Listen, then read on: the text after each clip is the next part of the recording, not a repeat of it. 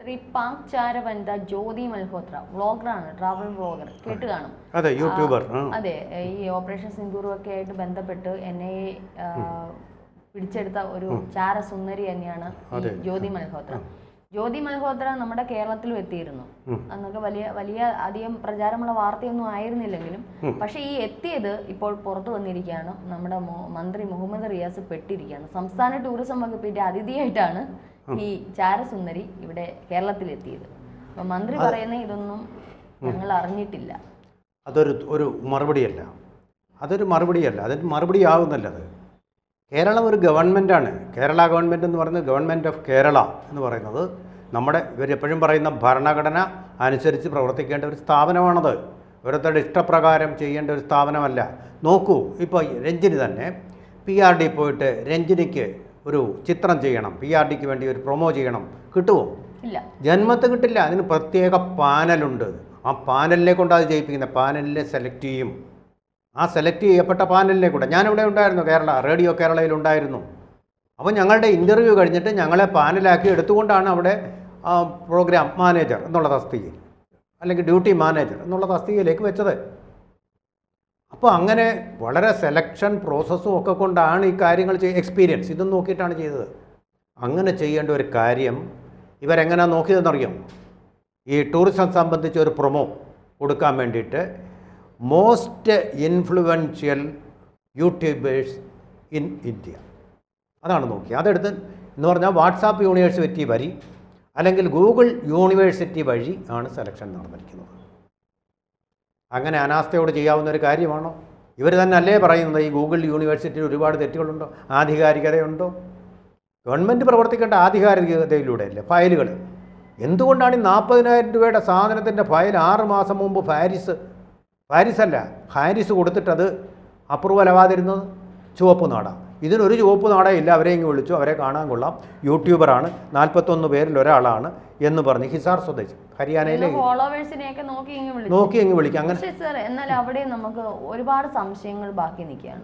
കാരണം ഇപ്പൊ ഞാൻ തന്നെ ഏതെങ്കിലും ഒരു പ്രൈവറ്റ് സ്ഥാപനത്തിൽ ജോലിക്ക് പോയാൽ തന്നെയും അവരെന്റെ ബയോഡേറ്റ, എന്റെ വീട്, നാട്, എന്റെ അച്ഛൻ, അമ്മ, അല്ലെങ്കിൽ ഞാൻ ചെയ്യുന്ന ആക്ടിവിറ്റീസ്, ഈവൻ ഞാൻ 1-2 മാധ്യമങ്ങളിൽ ജോലിക്ക് പോയപ്പോൾ എന്റെ പേജ് അവർ ഇങ്ങോട്ട് പറഞ്ഞു, അല്ലെങ്കിൽ എന്റെ ഫേസ്ബുക്കിന്റെ നെയിം ഉൾപ്പെടെ അവർ എനിക്ക് ഇങ്ങോട്ട് പറഞ്ഞു തന്നു. ഇൻസ്റ്റയില് തലേ ദിവസം ഞാൻ ഇട്ട സ്റ്റോറി എന്താന്ന് പോലും അവരെ എന്നോട് പറഞ്ഞു ചോദിച്ചിട്ടാണ് ഇന്റർവ്യൂ ബോർഡിൽ എന്നെ എടുത്തതും അല്ലെങ്കിൽ എനിക്ക് ചാനൽ ജോലി കിട്ടിയിട്ടുള്ളത്. കാരണം കൃത്യമായിട്ട് അത് ഏത് പ്രസ്ഥാനമാണെങ്കിലും ഏത് ഗവൺമെന്റ് സർവീസ് ആണെങ്കിൽ കുറച്ചുകൂടെ കടുകട്ടിയായിരിക്കും. നമ്മളെ പറ്റി നന്നായിട്ട് എൻക്വയറി നടത്തും. ആളിനെ വിട്ട് വെരിഫൈ ചെയ്തതിന് ശേഷമാണ് ഒരു ബാങ്ക് നമുക്ക് ഒരു അക്കൗണ്ട് ഓപ്പൺ ചെയ്ത് തരണമെങ്കിൽ പോലും നന്നായിട്ട് അവര് പഠിച്ച് അല്ലെങ്കിൽ വെരിഫൈ ചെയ്തതിന് ശേഷം മാത്രമാണ് ഒരാൾക്ക്.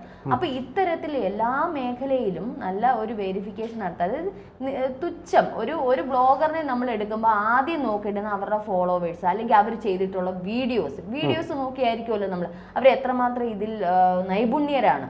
കാരണം സംസ്ഥാന ടൂറിസം വകുപ്പിന്റെ വലിയ വീഡിയോ അല്ലേ, പ്രൊമോഷൻ വീഡിയോ അല്ലേ ചെയ്യേണ്ടത്. അപ്പൊ അവരത് ചെയ്യുന്നത് കൊള്ളാമോ എന്നുള്ളത് ജസ്റ്റ് ഒന്ന് സെർച്ച് ചെയ്ത് നോക്കുമല്ലോ ഇവരുടെ വീഡിയോസ്. ഈ സെർച്ച് ചെയ്ത് നോക്കുന്നതിന് ഒരു പക്ഷേ സംസ്ഥാന ടൂറിസം വകുപ്പ് ഏറ്റെടുക്കുന്നതിന് തൊട്ട് ബാക്കിൽ കാണാം ഇവര് പാകിസ്ഥാനിൽ നിരവധി തവണ പോയിട്ടുള്ള കാര്യം. ഈ പാകിസ്ഥാനിൽ പോയി വ്ലോഗ് ചെയ്ത ഈ വ്ലോഗറിനെ പറ്റി ഒന്ന് നന്നായിട്ട് അന്വേഷിക്കാതെ ഇത്തരത്തിൽ സംസ്ഥാന ടൂറിസം വകുപ്പ് ഇവർക്ക് കൈ കൊടുത്ത് കാശ് കൊടുത്ത് ഇവിടെ ഉറങ്ങാനും ഇവർക്ക് ഉണ്ണാനും ഈ പറഞ്ഞോണം സവാരി ചെയ്യാനും നമ്മുടെ സംസ്ഥാനത്ത് നിന്ന് കാശ് കൊടുത്ത് തിരിച്ചു പോകാൻ നേരം കയ്യിൽ കാശും വെച്ച് കൊടുത്തിട്ട് നമ്മുടെ ഇവിടുന്ന് കണ്ണൂരൊക്കെ നയതന്ത്ര പ്രധാനമായിട്ടുള്ള പല സ്ഥലങ്ങളിൽ വന്നിട്ടുണ്ട്. അപ്പൊ ഇവിടെ നിന്നൊക്കെ എന്തൊക്കെ അടിച്ചു മാറ്റിക്കൊണ്ട് പോകാമോ അതെല്ലാം കൊണ്ടൊന്ന് പാകിസ്ഥാനി കൊടുത്താൽ ആരാണ് സർ വിഡ്ഢി ആയതാണോ മനഃപൂർവ്വം വിഡ്ഢി വേഷം കെട്ടിയതാണോ? ഈ മുഹമ്മദ് റിയാസിൻ്റെ ഒക്കെ പിന്തുണയുണ്ടെന്ന് വന്നാൽ തീർച്ചയായിട്ടും ഒരുപാട് രഹസ്യങ്ങൾ അവർ ചോർത്തി കാണും. അതിൻ്റെ പിൻബലത്തിൽ ഇപ്പം മുഹമ്മദ് റിയാസിൻ്റെ ആളാന്ന് പറഞ്ഞാൽ കൊച്ചിൻ ഷിപ്പ്യാർഡിൽ നിന്ന് വിവരം കൊടുക്കത്തില്ലേ? പാവപ്പെട്ട ആൾക്കാരല്ലേ, മന്ത്രിയെ പേടിക്കണ്ടേ? അതുകൊണ്ട് അങ്ങനെ ഒരുപാട് വിവരങ്ങൾ ചോർത്തി കാണും. അദ്ദേഹം നമ്മുടെ പ്രധാനപ്പെട്ട ഒരു മന്ത്രിയല്ലേ, നമ്പർ 2 മന്ത്രിസഭയിലെ നമ്പർ 1 മുഖ്യമന്ത്രിയാണെങ്കിൽ നമ്പർ 2 ഇദ്ദേഹമാണിപ്പോൾ. ബാക്കി എല്ലാവരും അതിന് അടുത്തുള്ള റാങ്കുകളിലാണ് വരുന്നത്. അത്രയും പ്രധാനപ്പെട്ട ഒരു മന്ത്രി പറഞ്ഞ മാത്രമല്ല വിഴിഞ്ഞം തുറമുഖത്തിന്റെ ഉദ്ഘാടനവുമായി ബന്ധപ്പെട്ട് നിൽക്കുന്ന സന്ദർഭം കൂടിയാണ്. അത് മാത്രമല്ല കൊച്ചിൻ ഷിപ്പ്യാർഡ് നമ്മുടെ ഈ പറഞ്ഞത് ഓപ്പറേഷൻ ഈ പഹൽഗാം ആക്രമണത്തിന് തൊട്ട് മുന്നേ ഉള്ള ദിവസങ്ങളിൽ, അതായത് 2-3 ആഴ്ച മുമ്പെയാണ് ഇത്തരത്തിൽ ജ്യോതി മൽഹോത്ര നാട്ടിൽ ഇവിടെ കേരളത്തിലെത്തിയത്. അപ്പൊ ഇത്തരത്തിൽ എന്തോ സംഗതികളൊക്കെ ഇവിടുന്ന് കൊണ്ടുപോയിട്ടുണ്ട്. തന്ത്രപ്രധാനമായിട്ട് കണ്ണൂരിലെ തന്ത്രപ്രധാനമായിട്ടുള്ള ചില സ്ഥലങ്ങളുടെ അടുത്ത് വരെ പോയിട്ടുണ്ട്. പക്ഷെ അതിന്റെ ഒന്നും വീഡിയോ മറ്റുള്ള കാര്യങ്ങളൊന്നും പുറത്തു വിട്ടിട്ടില്ല. അപ്പൊ ഇത്തരത്തിൽ നിരവധി കാര്യങ്ങൾ ഇവിടുന്ന് ചോർത്തിട്ടുണ്ട്. മനസ്സിലാക്കേണ്ട കാര്യം, ഇവിടെ ഗസ്റ്റായിട്ട് അവർ ഒരു ഫെമിലിയറൈസേഷൻ ട്രിപ്പ് പരിചയപ്പെടുത്താനുള്ള ട്രിപ്പ് എന്നും പറഞ്ഞൊരു ട്രിപ്പ് കേരള ഗവൺമെൻറ് തന്നെ അവർക്ക് സൗജന്യമായിട്ട് കൊടുത്തു. നമ്മളെങ്ങാനും നടക്കൊരു ബസ്സിൽ കയറി പൈസ കൊടുത്തില്ലെങ്കിൽ നമ്മളെ പിടിച്ച് പുറത്തിറക്കില്ലേ? ഇവ കേരളം മുഴുവൻ സഞ്ചരിക്കാനുള്ള എല്ലാ സൗകര്യവും ഈ ടൂറിസം ഡിപ്പാർട്ട്മെൻറ്റ്, ഈ മുഹമ്മദ് റിയാസ് ഇവർക്ക് കൊടുത്തു. ഫെമിലിയറൈസേഷൻ അതിൻ്റെയാണ് ഈ പടം. നിരങ്ങാം. അപ്പം ഗവൺമെൻറ്റിൻ്റെ ഗസ്റ്റായിട്ട് വരുമ്പോൾ തീർച്ചയായിട്ടും എല്ലാ രഹസ്യങ്ങളും അവർക്ക് പറഞ്ഞു കൊടുക്കും. ബഹുമാനിച്ച് കൈകൂപ്പി എന്നുകൊണ്ട് കൊടുക്കും. അതെല്ലാം ചോർത്തിയിട്ടുണ്ട് അവർ. പാകിസ്ഥാന് കൊടുത്തിട്ടുമുണ്ട്. മുഹമ്മദ് റിയാസ് ഇപ്പോൾ പറഞ്ഞ് എന്താ പറയുന്നതെന്ന് അറിയാമോ?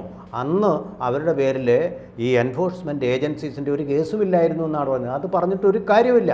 നിങ്ങൾ ഇങ്ങനെയല്ല ഒരു സെലക്ഷൻ പ്രോസസ്സ് നടത്തേണ്ടത്. നിങ്ങളുടെ പാർട്ടിയുടെ കാര്യമാണെങ്കിൽ അങ്ങനെ ചെയ്തു. അങ്ങനെയാണല്ലോ ഹിന്ദുവിൽ മുഖ്യമന്ത്രിയുടെ ഒരു അഭിമുഖം ഹിന്ദുവിൽ നിന്ന് വന്നെടുക്കാൻ ഏർപ്പാട് ചെയ്തു. നിങ്ങൾ ചെയ്തു.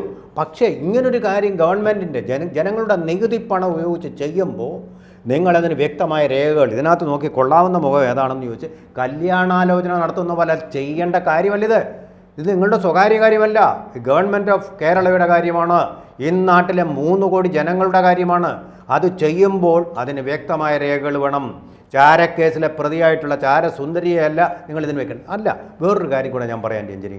നോക്കൂ, F-13 വിമാനം, F-35B വിമാനം, ബി എന്നുള്ള കാറ്റഗറിയിൽ പെട്ട് F-35B ആ വിമാനം ഇവിടെ വന്നപ്പോൾ അതിനെ നമുക്കൊന്നും തോന്നാത്ത ക്രിയേറ്റീവ് തിങ്കിങ് കൊണ്ട് അതിമനോഹരമായിട്ടുള്ളൊരു പരസ്യമാക്കി കേരളത്തിലെ ആൾക്കാർ തന്നെ മാറ്റിയിട്ടില്ലേ?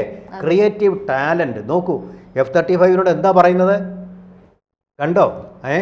കേരളം കണ്ടു കഴിഞ്ഞപ്പോൾ അതിന് ഇവിടുന്ന് പോകാൻ തോന്നുന്നില്ല, അതുകൊണ്ടാണ് ഇവിടെ കിടക്കുന്നതെന്ന്. അതാണ് ക്രിയേറ്റീവ് തിങ്കിങ് എന്ന് പറയുന്നത്. അല്ല പടം എടുത്തു കഴിഞ്ഞ സുന്ദരിയായിട്ടുള്ള ആൾ വന്ന് കുറേ വർത്തമാനം പറയുന്നതല്ല. ക്രിയേറ്റീവ് തിങ്കിങ്, അതിന് ഇൻ്റലിജൻസ് വേണം, വിറ്റ് വേണം, ബ്രെയിൻ വേണം.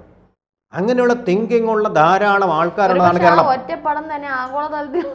എന്തൊരു അതെ നമ്മൾ ഇതിനെക്കുറിച്ച് ചർച്ച ചെയ്തു. നമുക്ക് ഇങ്ങനെ വല്ലതും പോയോ? ചിന്ത പോയില്ല.